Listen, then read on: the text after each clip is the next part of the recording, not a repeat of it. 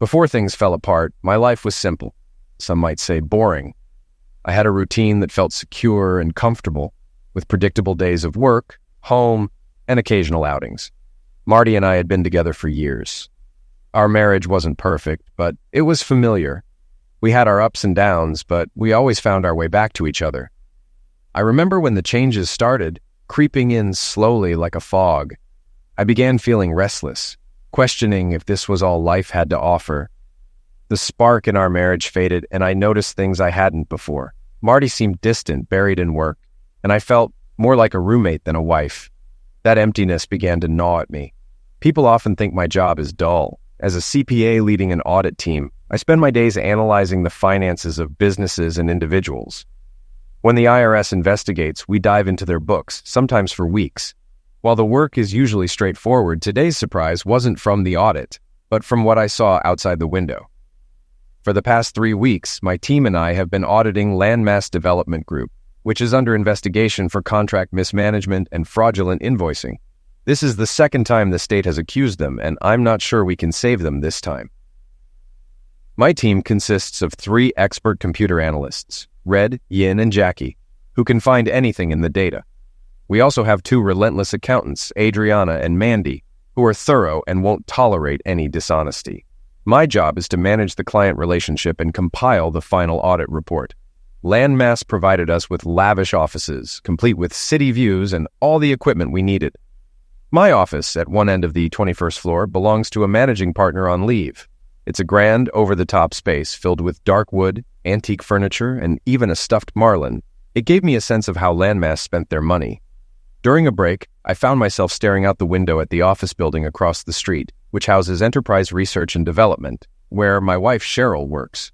I couldn't see into the offices from my desk, but I knew Cheryl's was on the 20th floor. I eventually spotted her windows, but couldn't make out anything inside. That's when I noticed the giant brass telescope in the office. After adjusting it, I focused on Cheryl's office. I could see her clearly now, working at her desk. My mind wandered, and I thought of Cheryl at home, smiling down at me, and then removing the black silk negligee I bought her in Paris. My phone rang, pulling me back to the Landmass audit. "Hello?" I answered. "Hey, boss," Mandy said. "Want to join us for lunch? Red found a little cafe nearby that might become our favorite spot." "Interested?" "Thanks, Mandy, but I've got calls to make. Could you bring me a tuna salad sandwich and a soda? Maybe tomorrow?" "Sure, just remember to take breaks and go home at a reasonable time." "Will do."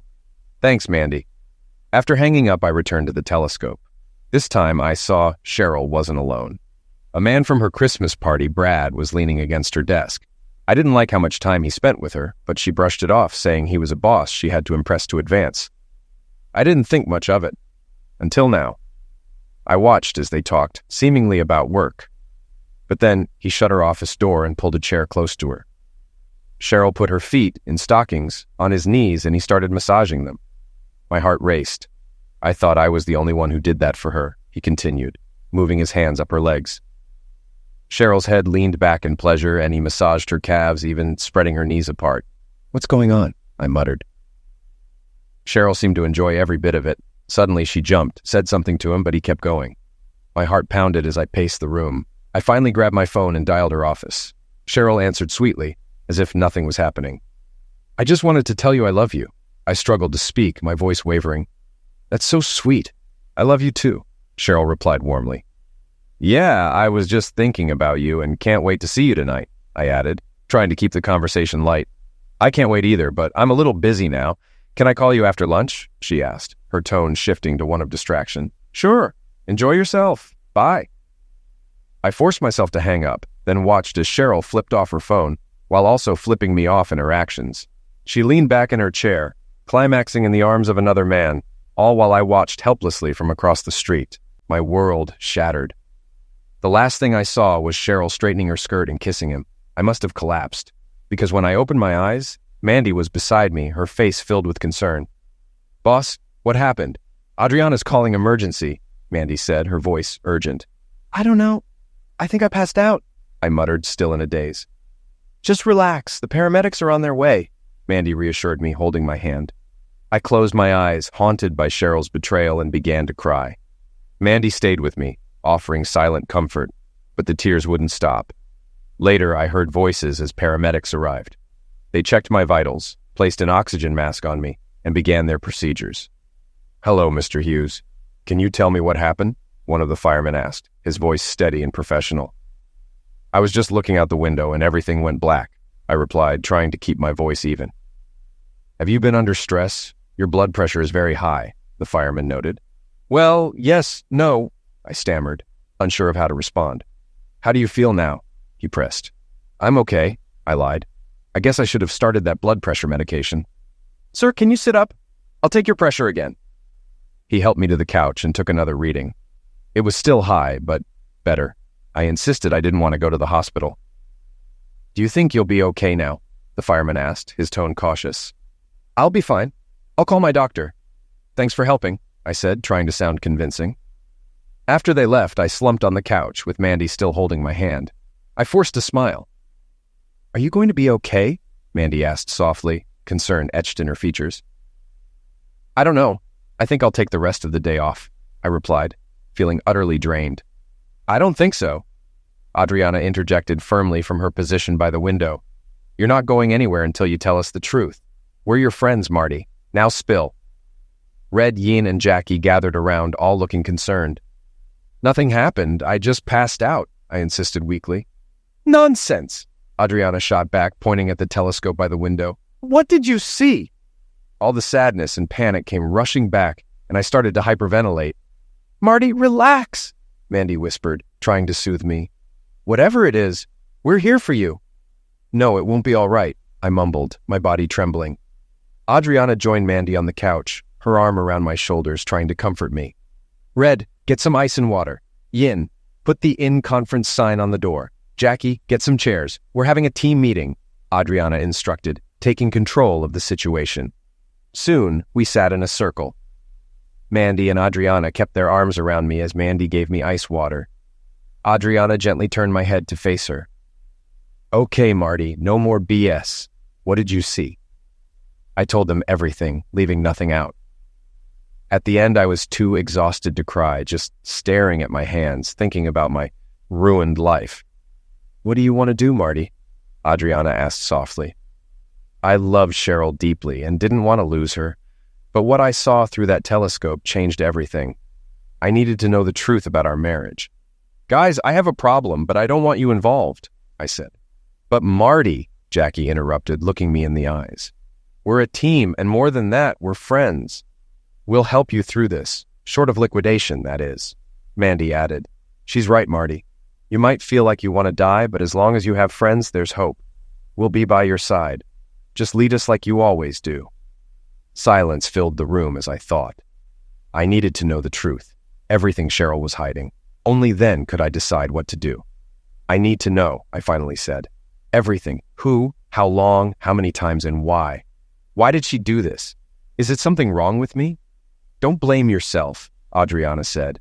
"You've always been a gentleman and a friend. We'll get to the bottom of this, and no matter what, we'll be here for you." "Guys, we need a plan," Mandy said. "Red, Yin, and Jackie, focus on what's happening at her work. Adriana and I will handle the personal stuff. Let's regroup at 4 o'clock. Marty, go lie down in my office. Stay away from that telescope. You've seen enough."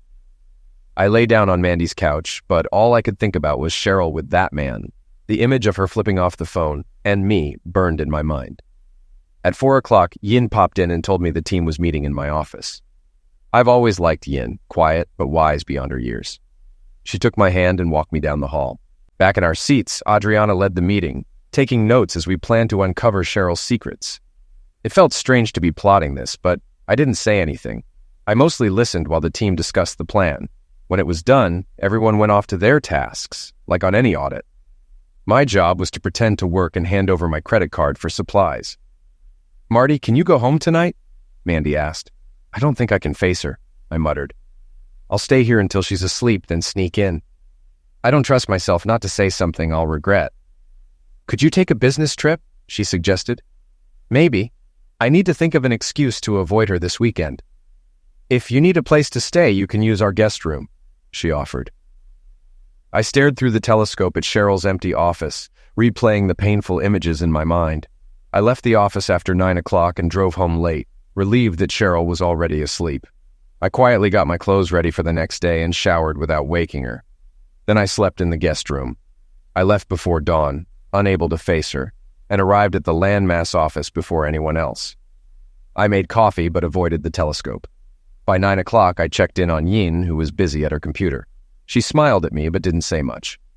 Around 10 o'clock, Red arrived with boxes of equipment. He silently set up a new high-tech telescope that connected to a computer monitor, allowing me to read Cheryl's emails clearly. As he worked, Red explained that soon, thanks to Yin's hacking skills, we'd have full access to Cheryl's work network, allowing us to monitor everything without needing the telescope. Red also set up a 60-inch monitor and left a big red button on my desk. "Press it," he said. When I did, all the screens switched to fake audit data, disguising our activities from anyone who might walk in. Satisfied, he left. Just before lunch, Adriana and Mandy arrived and took over the telescope computer. They focused on Cheryl's office, where an older man with white hair entered. I watched, dreading that he might be there for the same reason as the man before. Mandy looked at me with concern. "Marty, maybe you should go to my office for a while. You might not want to watch. If things happen like yesterday, I don't want your blood pressure spiking again." I didn't say anything, just got up and left. An hour later, Mandy joined me at her computer, where I was playing blackjack. She put her arms around me and rested her head on my shoulder. "Mandy, I both don't want to know and need to know. Did anything happen?" She nodded and my heart sank. "What?" I asked quietly. She hesitated before saying softly, "BJ." It felt like a hammer hit my chest. One word, and I was a mess again. "Marty, we recorded everything. Red set it up in case you need it later, maybe for a lawyer, but I suggest you don't watch it. It'll just hurt more. Let's get you something to drink." Mandy guided me back to my office, which now resembled a war room with screens showing various views of the building across the street. Ian explained, "That's a display of the security cameras on the 20th through 24th floors. We can see almost everything except the bathrooms and some manager offices. We can control the cameras and record whatever we need." Red then called me over. "You're watching your wife on her computer. We can see everything she does. Right now, she's working on an email. No big deal, but I'm downloading all her emails from the past 5 years. Her schedule is synced with her phone, so I copied that too. Their security is terrible."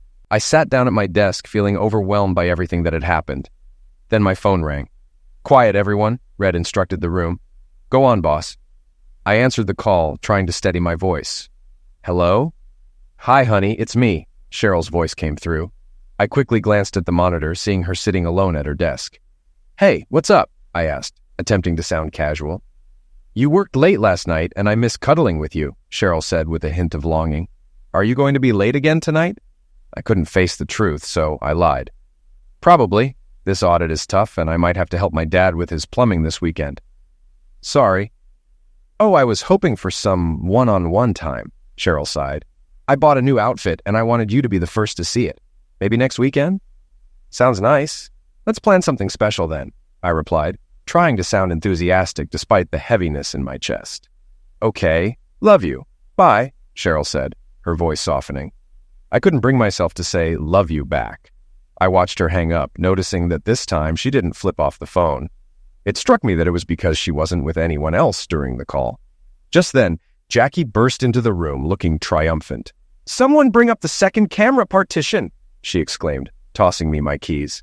"I just finished wiring your house for pictures and sound. We can now monitor everything that happens there."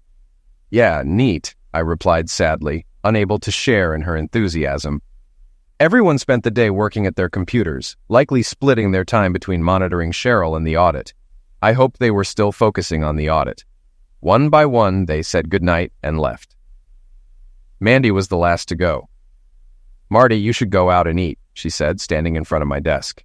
"Don't drink too much, but do something to take your mind off things. Maybe see a movie. Tomorrow's Friday, and I'll be in early to finish my part of the audit. Get away this weekend and think about what you want to do. We'll talk Monday. Remember, you're not alone. You have friends. Good night." After she left, I thought through my options, even writing down possible solutions with their pros and cons. But the emotional weight was too much. In the end, I left the paper on the desk and went home at midnight. I took Mandy's advice and went out for dinner, but I couldn't eat much of the steak I ordered. When I got home, Cheryl was asleep again.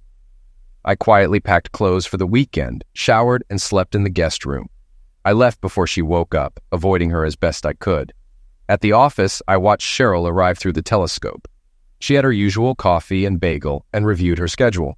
At noon, I noticed the words all four marked on her calendar, and dread filled me. Given her recent lunchtime activities, I knew this couldn't be good. Despite my team's concerns, I decided to watch whatever happened today. I gathered them for a quick meeting. "I can't take this much longer," I said. "I'm going to watch today, alone if possible, but someone should be nearby in case I don't handle it well. This weekend, I'll figure out what to do, and I may need your help, but if things get bad, I want you far away from the fallout. No discussion on that. Also, we need the audit done by next Friday and all this equipment gone." Everyone returned to their desks, and I monitored the situation. As noon approached, I grew more anxious. At 11:30, Cheryl disappeared from view. "Marty, I'm here to babysit," Mandy said, locking the door. "Everyone wanted to, but I insisted. We're all here for you." Her words gave me some comfort. A few minutes later, Cheryl reappeared on the screen, now wearing the little black dress she described on the phone. It was stunning, but not something I'd want her to wear in public. She looked incredible, but I knew she wasn't dressing up for me. She was doing it for someone else. Mandy took my hand, and I felt her trembling as we watched Cheryl prepare. She was waiting for someone, and soon, the first man arrived, the same one from before. They kissed passionately. Then another man entered, followed by a third, and finally a fourth. Now, I understood what all four meant. I watched in disbelief as Cheryl kissed each man in turn. They stood around her, laughing and talking, with Cheryl at the center, clearly enjoying the attention. Mandy whispered that one of the men was the same as the day before, and the word she used burned in my mind. We continued to watch as Cheryl reveled in the moment with her coworkers while my heart shattered. The four men sat down, 2 on the couch and 2 in office chairs, facing Cheryl, who stood by the window. She started dancing, swaying to music I couldn't hear. I'd seen her dance solo before, just for me, but now it was different. She danced around the room, brushing her fingers across the men's shoulders, and instead of excitement, all I felt was dread. Back in the corner, Cheryl undid her halter top, letting the dress fall to the floor. Smiling, she moved through the men who reached out to touch her. Each time they did, I flinched. Mandy gripped my hand tightly as Cheryl stood in the middle, smiling and touching her own body, clearly enjoying the attention. It crushed me. Then they started having sex. I couldn't take it. Mandy whispered, "It'll be over soon," while comforting me. When I looked back, I saw Cheryl with each man in turn. Mandy held me, crying for me as I watched. Afterward, Cheryl picked up her dress, wiped herself down with a towel, and changed into her usual business attire as if nothing had happened. But everything had changed. Our marriage was over. Though my heart raced, I remained surprisingly calm. Mandy's soft sobs brought me back to the moment. "It's all over, Mandy," I said quietly. She asked me how I was doing. "Not great, but better than the other day." "I'm numb," I admitted. "This weekend will be rough." "What can I do to help?" she asked, her concern evident. "I'm not going home," I replied, making a decision. "I'll go to my dad's. He's always been rational. Maybe he can help me make sense of all this." "We're here for you, just ask," she offered. "Thanks, Mandy, and thank everyone else for me," I said, appreciating the support. Mandy nodded and left the room. A short while later, Red came in and quietly started working at the computer. About half an hour passed before 4 pictures appeared on the large screen, accompanied by an organizational chart of Cheryl's company. "These are the 4 guys," Red said, breaking the silence. "They're all her immediate supervisors, 2 levels below top management. I've got their personnel files and will add more details soon. It'll all be on your computer." I didn't respond. I just stared at the faces of the men who had been with my wife. I couldn't blame them. Any man would want Cheryl. Anyone but me, that is. I wasn't in my right mind anymore. Adriana was the last to leave, stopping by to check on me and wishing me well for the weekend. Once alone, the pain hit hard. Tears fell onto my desk. I knew I had to get away. I watched Cheryl packing up her dress, then called home, leaving a message that I was going to my dad's. I called my dad next, and he sensed something was wrong, telling me to come. 15 minutes later, I was on the road. By Monday morning, I returned to the office with more energy and clarity than I'd had in days. My dad helped me navigate my thoughts, and I finally knew what I needed to do. Now, I just needed my team to make it happen. Jackie approached me as I made coffee, her eyes full of concern. "You okay, boss?" she asked. I'm okay. Thanks for asking. Without a word, she hugged me tightly, her rings and studs pressing into my chest. But I didn't mind. We broke apart when Yin appeared at the door, smiling as she walked me to my office. When Red arrived, I asked him to gather everyone. We needed a war council. Once everyone was in my office, I shared my plan.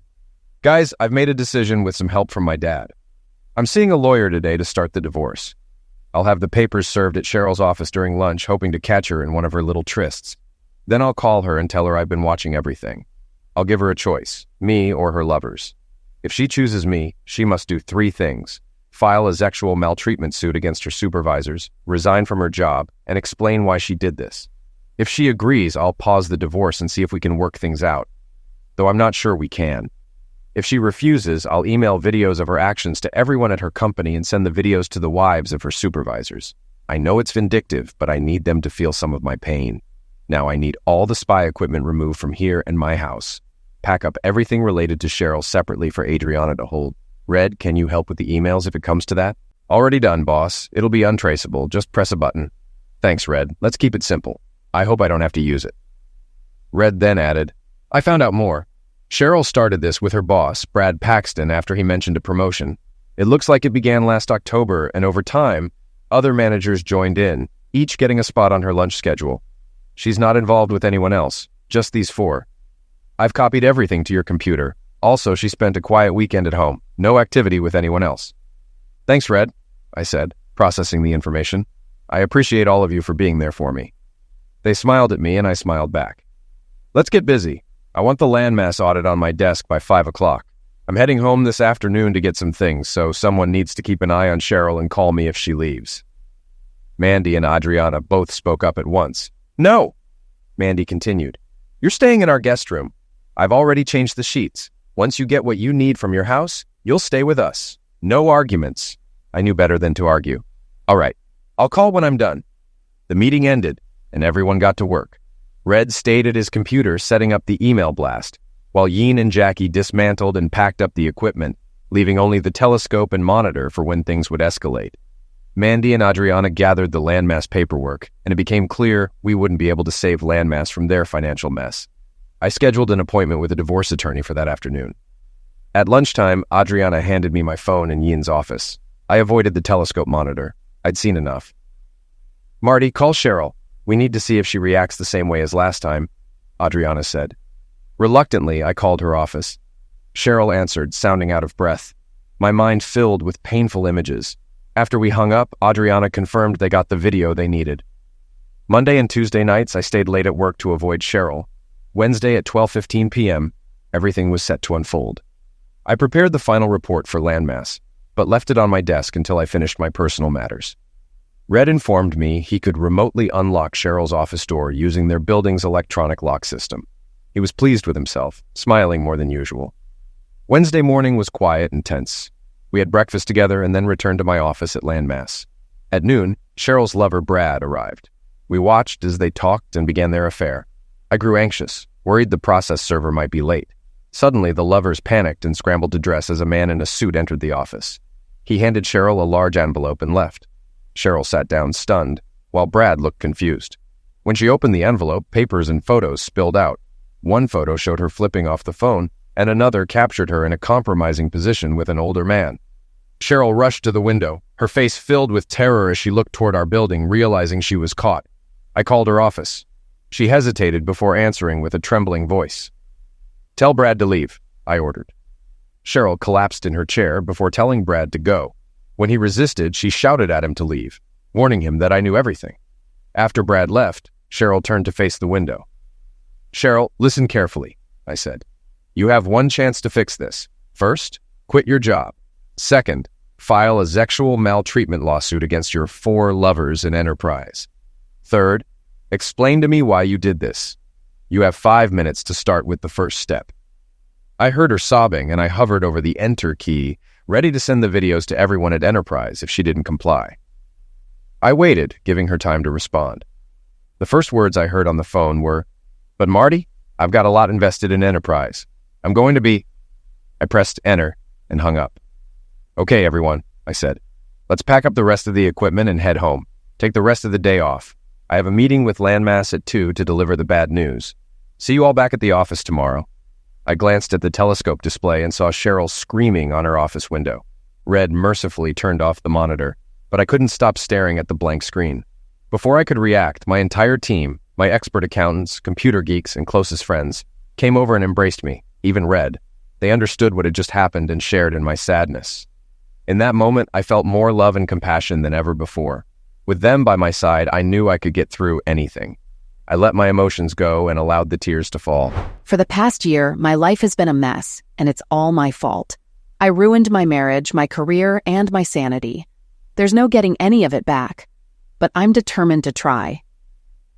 A year ago, while I was with my boss, a man walked into my office. I thought the door was locked. Brad and I scrambled to dress as the man smirked and handed me an envelope. "Madam, you are served," he said. That was the moment everything fell apart. Since then, I've been living in a fog, haunted by the past and lost in the present. Only recently, with therapy, have I started to understand what went wrong. Now, I need to revisit every painful detail to rebuild my life. As the flight attendant droned on with instructions, I tuned out, focused on sorting through my thoughts before landing. Where did it all begin? My therapist says it started in childhood, but I'm focused on the events that led to cheating on my husband. It was a cloudy Friday in October. My supervisor, Brad Paxton, called me into his office before lunch. He smiled and asked me to close the door. After working under him for 8 years, I was surprised when he told me I was his top choice to replace Ambrose St. John, who was retiring as logistics supervisor. Excited, I asked what I could do to prove I was the best choice. Brad suggested discussing it over lunch at Le Chateau, a fancy Boston restaurant, the following Wednesday. At lunch, Brad had wine ready and asked me about my life, dreams, and ambitions. Then he leaned in and asked, "What are you willing to do for my recommendation?" "I work hard," I replied, trying to keep things professional. But Brad hinted at something more. Back in my office, I realized he was implying sex. I spent the weekend wrestling with the idea, weighing the pros and cons. By Monday, I convinced myself I could separate work and personal life. At lunch, I asked Brad directly, "Did you mean sex by anything?" Brad grinned and confirmed it, but I set conditions. Only at work during lunch, no one else would know, and it would end when I said so. Brad agreed, and that's how it started. Our first time together wasn't memorable. Brad and I were nervous, fumbling through it. Afterward, I cried for the first time since getting married, but I convinced myself it was for the greater good, advancing my career. I rationalized it by pretending my marriage was in trouble, a mind game to ease my guilt. Over time, our meetings became routine. One time, Marty called while Brad and I were together. I hurried through the conversation and flipped off the phone afterward, lying to Brad that Marty and I weren't getting along. Then, Ambrose found out. He threatened to expose our affair unless he could join our meetings. With no choice, I complied. Now, I had 2 office lovers. Later, I learned Ambrose had no real evidence, but by then, it was too late. He had manipulated me into it. In January, Ambrose brought another manager, Tom, into the mix, and they both took turns. Now, I had 3 lovers. By Monday, I dreaded the week ahead, especially Tuesday. But when Tom arrived, I realized I wanted him more than expected. Afterward, guilt overwhelmed me, and I couldn't look him in the eye. "Did I hurt you?" Tom asked, concerned. I forced a smile, saying, "No, I'm okay," though tears welled up. Wednesday, it was Brad, and Thursday, Ambrose. I began to wonder if they were comparing notes. Then, one Friday, all 3 showed up together, and I entertained them simultaneously. The only manager not involved was David Loretta, but that changed when he came by on a Monday expecting the same. Now, I had 4 lovers. That evening, Marty messaged me, saying he was going to his father's for the weekend. I didn't think much of it, made dinner, watched TV, and realized how much I missed him. Without Marty, it felt like a piece of my heart was missing. Before bed, I took a bubble bath and fantasized about Marty. On Wednesday, my world crumbled. Brad and I had just started our status meeting when a man in a cheap suit walked in. "I locked the door," I exclaimed as we scrambled to dress. The man smirked, standing by my desk. "What do you want?" I demanded. "Are you Cheryl Hughes?" he asked calmly. "Yes, that's my name. Who are you?" He handed me a manila envelope. After a moment, I took it. "Madam, you are served," he said, and left. I collapsed, trembling as I opened the envelope. A divorce petition was on top. Too stunned to speak, I tried to grasp what was happening. Brad asked what it was, but I didn't respond. I saw photos of me with Ambrose, and the reality hit hard. "How did he get these?" I muttered, staring out the window. Across the street, another building loomed, and I realized the photos were taken from there. Panic set in as I pressed my hands against the glass. The phone rang. I knew who it was. Slowly, I answered, trembling. "Tell Brad to leave," Marty growled. "Brad, go away," I whispered. "It's my husband." Brad hesitated, but I snapped. "Just go, he knows everything."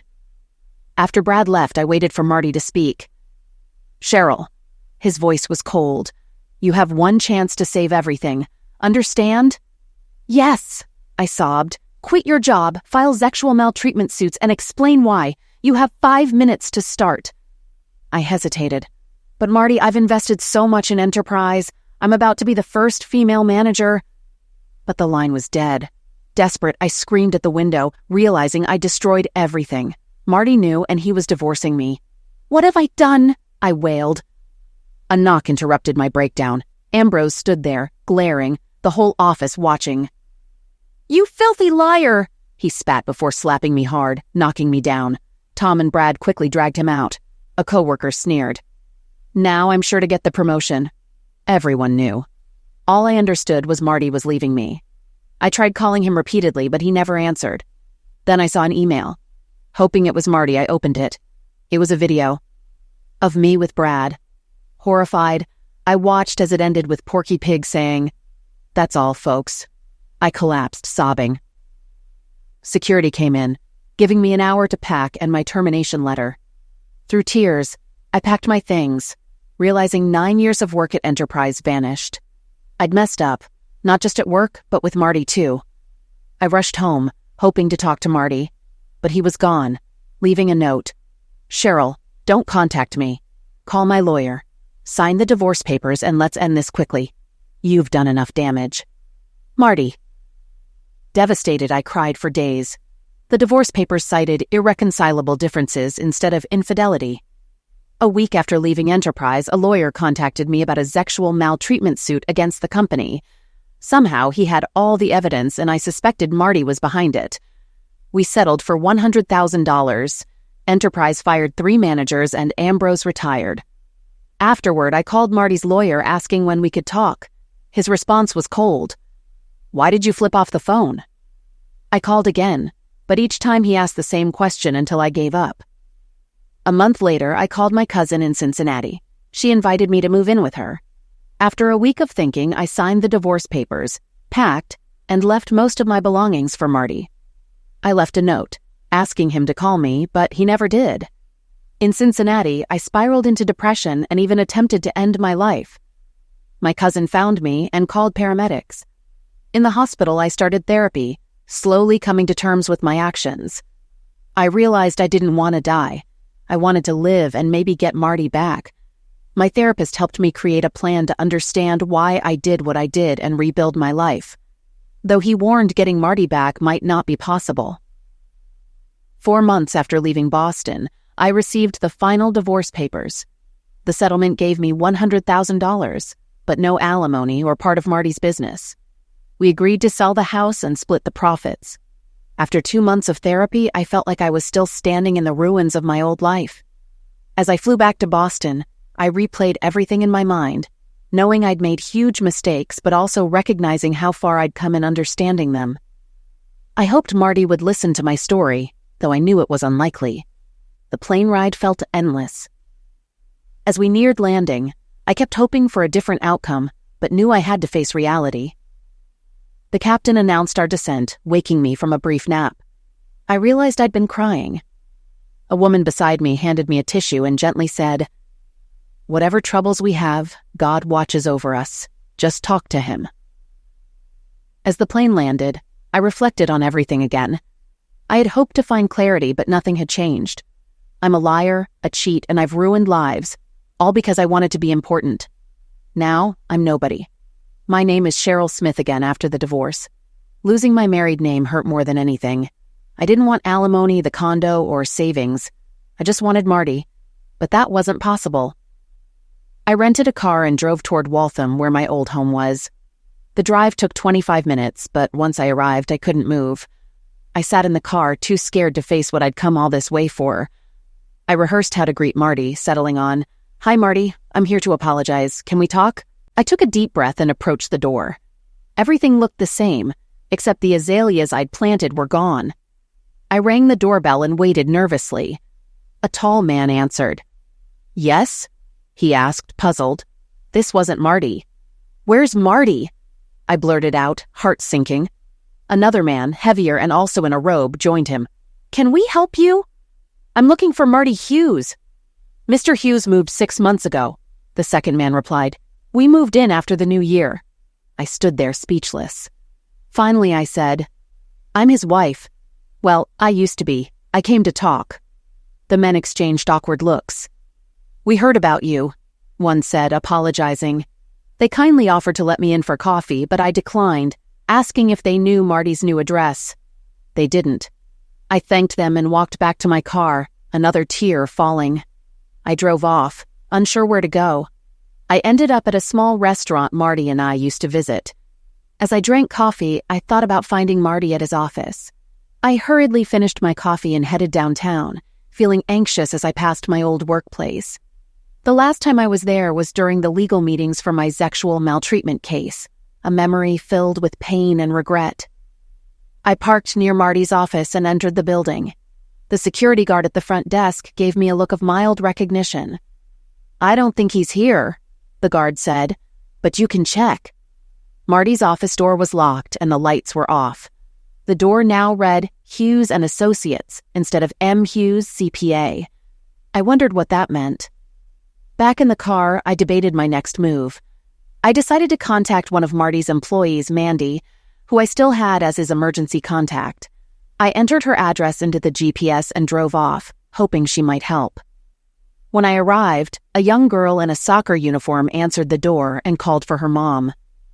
After a wait, Mandy appeared, her eyes full of anger. "What do you want?" she asked coldly. I took a deep breath. "I'm looking for Marty. I came to apologize and talk to him. Do you have his address?" Mandy's eyes flared with anger. "Yes, but I'd never give it to you. You've caused enough pain. Marty's moved on and you're just a bad memory. Now leave." She slammed the door in my face.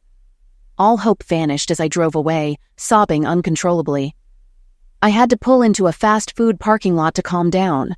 A concerned older man eventually tapped on my window asking if I was okay. I managed to reply that I'd be fine, though I wasn't sure if I believed it. Thinking of Marty's father, I decided to drive to his house. But when I arrived, there was a "for sale" sign on the lawn. The house was empty. Desperate, I approached a neighbor who informed me Marty's father had passed away 3 months ago. Feeling defeated, I drove to the cemetery where Marty's father was buried. I found a fresh inscription on his headstone and a basket of flowers from Marty and his sister. A florist's card was attached, so I decided to stop by the shop, thinking it might be my last chance to find Marty. At the florist, a young man politely told me they couldn't give out customer information. Desperate, I offered him a $100 bill. He hesitated but eventually wrote down Marty's address, asking me not to mention where I got it. I followed the GPS to a pretty white bungalow. The mailbox confirmed it was Marty's place, but no one was home. I decided to wait, sitting on the porch. As I wandered around the house, I saw traces of Marty everywhere. Plants from our old home, a sundial with his favorite quote. But this was his life now, not ours. I walked to a nearby park and sat at a turtle-shaped table, thinking about the life we once planned, but would never have. Overwhelmed, I broke down in tears, feeling that life without Marty wasn't worth living. Suddenly, I felt a hand on my shoulder. I turned to see Marty standing behind me, his hand gently resting on my shoulder. I jumped up, sobbing and repeating his name. telling him how much I missed and loved him. He held me as I cried, but nearby, Mandy, Adriana, and another woman watched with icy expressions. "Hi, Cheryl," Marty said quietly. "Would you like to come in?" I clung to him, and he gently led me back to the house. Inside, he suggested I freshen up in the bathroom. While there, I washed my face and tried to regain my composure. When I came out, Marty was waiting. "Let's go out onto the deck," he said softly. "We need to have that talk." As we passed through the kitchen, the women were busy preparing food, watching us in silence. We sat on the deck, and for what felt like an eternity, neither of us spoke. Finally, Marty broke the silence. "How have you been, Cheryl?" "I'm better now, Marty. How about you?" I replied, trying to steady my voice. "Good, but I don't think you came here for small talk. Tell me what's been going on since everything fell apart." I took a deep breath and began. "Marty, I'm not sure how much you know, so I'll tell you everything. The sexual maltreatment case against Enterprise settled out of court, and I used the money to start over in Cincinnati. I've been working for a software company, and it's a good job." I paused, but Marty stayed silent, listening. "I've been seeing a psychologist since I left Boston," I continued. "He's helped me understand that everything that happened was my fault. You did nothing to deserve this. I'm to blame." I struggled to keep my composure. "I know I've apologized before, but I mean it now more than ever. I'm so sorry, Marty, for everything."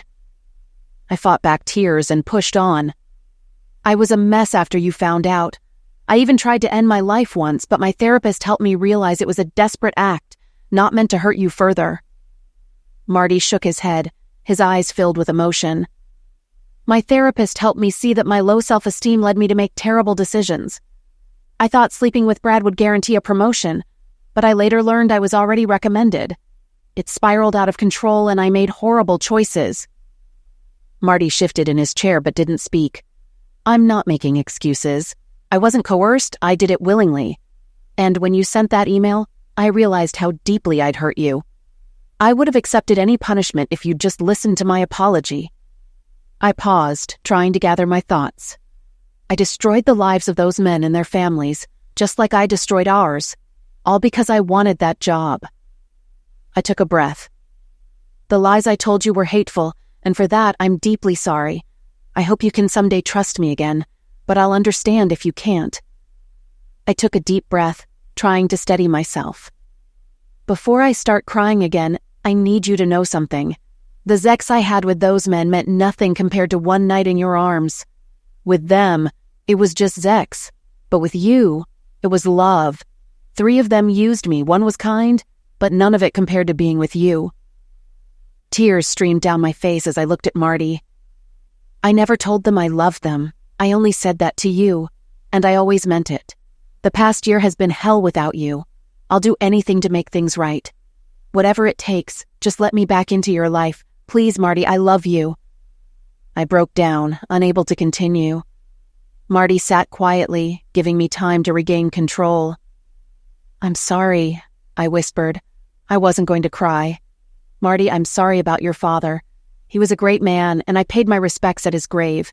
That's how I found where you live. If you can, please forgive me. If there's any feeling left for me, please let me come back. I want to be with you again. I love you." I covered my face with my hands, letting the tears flow. The whole time, Marty listened without saying a word. I couldn't look him in the eye, unsure of what he was thinking. Just then, Adriana appeared at the door. "Excuse me, dinner's ready if you want to eat." Marty looked at me gently. "Do you want to take a break? We can get something to eat." "I'd like to clean up first," I said, wiping a tear. Marty led me to the bathroom, and after freshening up, we headed to the dining room. 5 people were now at the table, all watching me with a mix of curiosity and judgment. Dinner was awkward and silent. The food tasted like cardboard as I nervously forced down a few bites.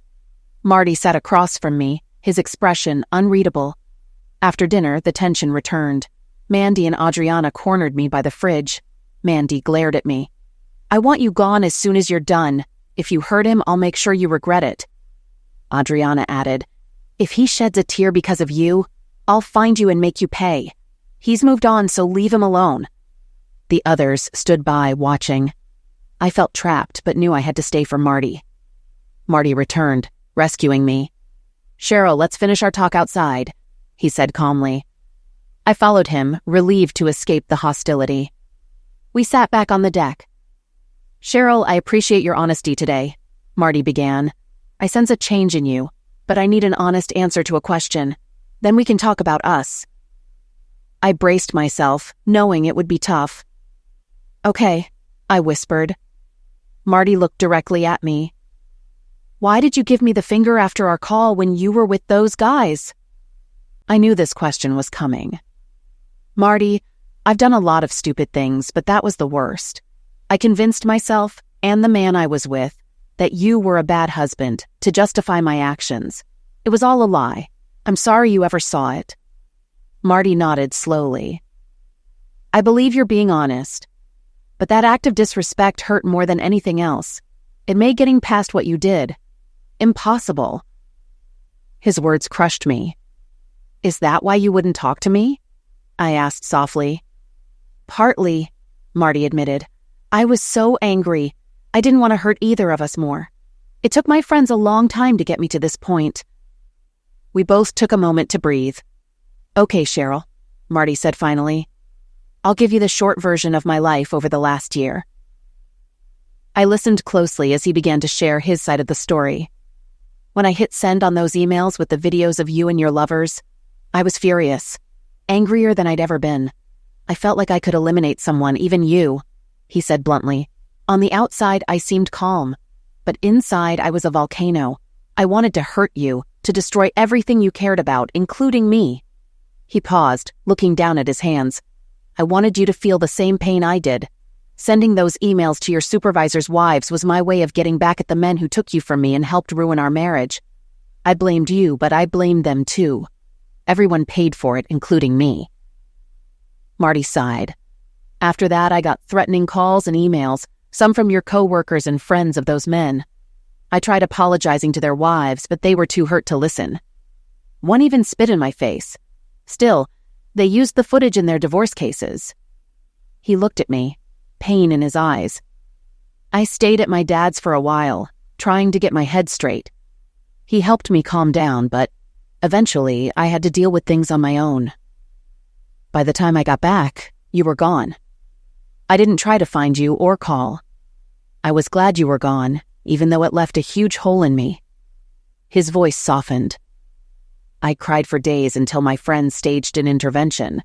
Mandy and Adriana practically mothered me, and Yin made sure I ate, exercised, and kept my work in order. Even Jackie tried to get me out of my comfort zone. Red brought over DVDs and beer, and we had a guys' weekend. It was cathartic. After 3 months of self-pity, I finally started living again. Marty took a deep breath. I sold our condo after you signed the divorce papers. It took a while, but by then I was already living here. Moving here was a fresh start, something I desperately needed. When I got the final divorce notice, I almost slipped back into depression, but Yin helped me stay on track. He paused, then added, "Oh, and I should tell you, your video ended up on an amateur site. Red found it, but I didn't post it. I'm sorry it got out. I'll give you the URL." Marty sighed again, his expression resolute. "I put your share of the condo sale, $22,000, in the bank. I'll write you a check tonight. I didn't send it before because I didn't want to face you." He looked me in the eye. "Now you asked me to forgive you. Cheryl, I forgive you. Not for your sake, but for mine. I can't carry that hate anymore. But I don't love you anymore either." His words hit hard. "Forgiving you doesn't mean forgetting," he said softly. "What I saw in those videos destroyed every good memory we had. Our hopes, dreams, everything, gone. I've let go of the hate, but I'm also done with love. I'm moving on, Cheryl, and there won't be a Mrs. Marty Hughes with your name." I sat there devastated, sobbing quietly. My life felt over. Marty handed me tissues and left me alone. When I looked up, I saw him in the kitchen, surrounded by his friends. The young Asian woman leaned her head on his shoulder, and I finally understood. He had moved on. I cried until it grew dark, then composed myself enough to head out. In the living room, Marty handed me an envelope with my share of the condo sale and the video's URL on the back.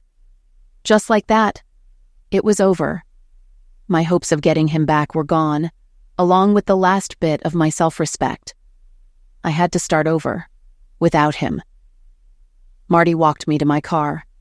I held his hand one last time, whispered goodbye, and kissed his cheek. As I opened the car door, I hesitated, then turned to look back. What I saw shattered me. Marty stood with his arm around the young woman's waist, and his friends were behind him, each flipping me off. The message was clear. Screw off. Now, I truly understood Marty's pain.